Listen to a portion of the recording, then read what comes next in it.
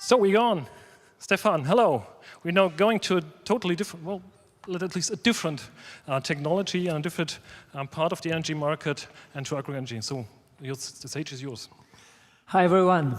Yeah, as Dirk said, I'm going to talk to you about something very unsexy, heating.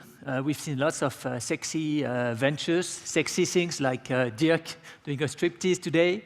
Now I'm going to talk to you about heating. Heating and specifically biomass heating. So we at Agronergy has a very clear mission.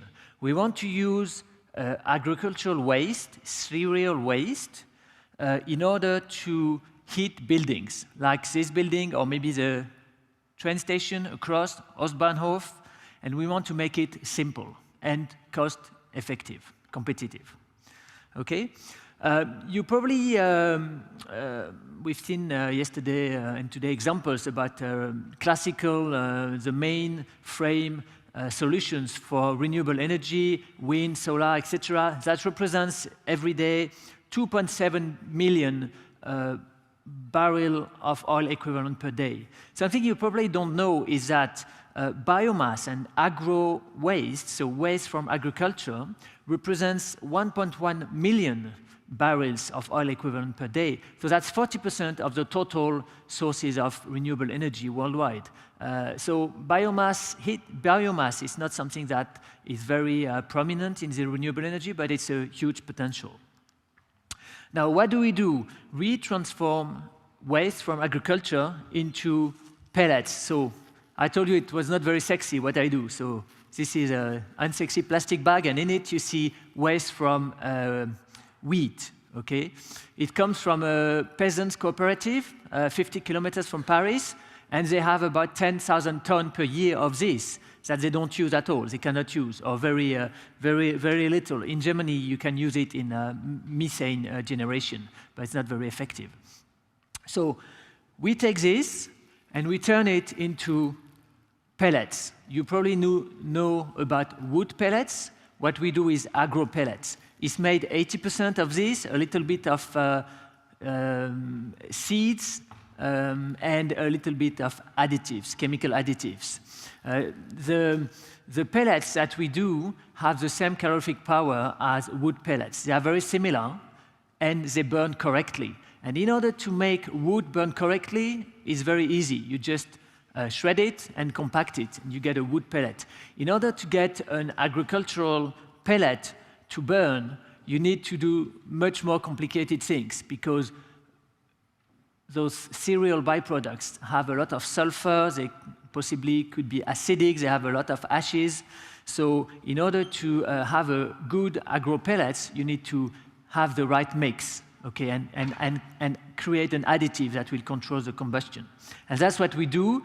So to explain it simple, to actually achieve this took us 5 years in R&D. And we now have workable with the first company, I think, in Europe to have more than 3 working boilers working with agro pellets. What is the benefit? Why do that? Simply because of costs. I mean, of course, it's renewable, it's sustainable, it's recycling local waste, but it's also cost competitive. The cost per megawatt hour of heating is about 20% cheaper than with wood, okay? And obviously cheaper than fuel or propane gas. So we already have 5 boilers running. Our solution is already working. We heat a greenhouse near Lyon in France. We heat an apartment block of 24 apartments in Paris, and we heat a swimming pool in the region of Paris. So we have a solution that works, that is disruptive, that is unique. We are the front runner in that field. We are not the only ones, but we are the only ones with more than 2 boilers in operation.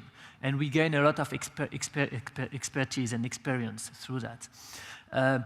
What do we want to do now? Well, we want to expand. We want to, from our 3 boilers, we want to have 10 in a year and 30 in 2 years. For that, we need funds.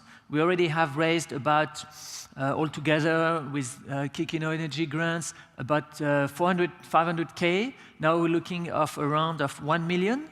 1/3 of that is already secured, and so we're looking for investors in the area of 500 to 1 million investment. Thank you very much.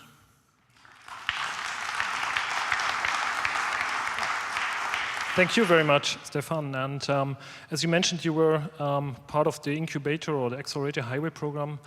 What have you learned during the last months and years? Because there were some very technical things you've done, basically.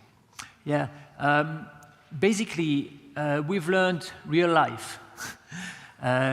As I said, it's been 5 years in development. There's a patent about this agro pellets, and it works very well in a lab. But to really make it work in real life is a hell lot more complicated. So we've learned about maybe 10 or 20 different topics, how to use it in real life so that it becomes as easy for a building manager to heat his building with agro pellets as he would do with fuel or gas. I think that's really what we've learned. And specifically, it's about ash management. It's about the chemical reactions in the boilers, how they will impact the aging of the boilers, because it can create acid fumes, so you need to reduce that. It's a lot of, I would say, real-life experience, really. Yeah, thanks a lot. And now you're looking for the next funding, as you mentioned. Again, the question, if you have some wishes for free, you have customers, you have the first funding, what kind of an investor should enter your company?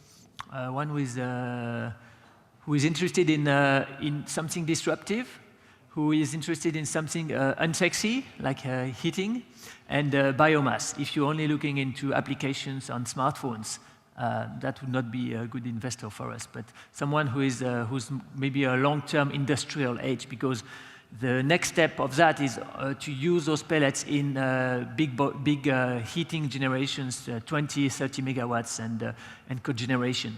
So something industrial. So perhaps somebody from the corporate ventures could be interested also. Is there some more question? If not, thanks a lot. Oh, there's a question. Oh, sorry. It's just. Typically for these, I guess, larger scale commercial systems, which you seem to be targeting, there's the whole theme of feedstock consistency and security of supply for 20 years, whatever. Given variability in agricultural waste, how do you manage all, and particularly over 20 years, how do you manage that aspect? It's a very good question. Do you have 1 minute or 1 hour to answer? 30 seconds. 30 seconds. 1 second. Basically, wood, when you talk about biomass, wood is a problem because the supply is actually only one product, and there's tension in Europe already.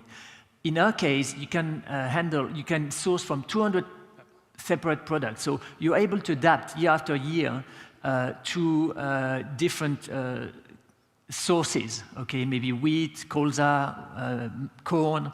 And our target is to have a uniform product that meets the European norm, and that's going to be the same, behave the same, or almost the same in combustion, whatever are the sources. Okay, so much more flexible in sourcing. Yes. So thanks a lot, Stefan. Thank you.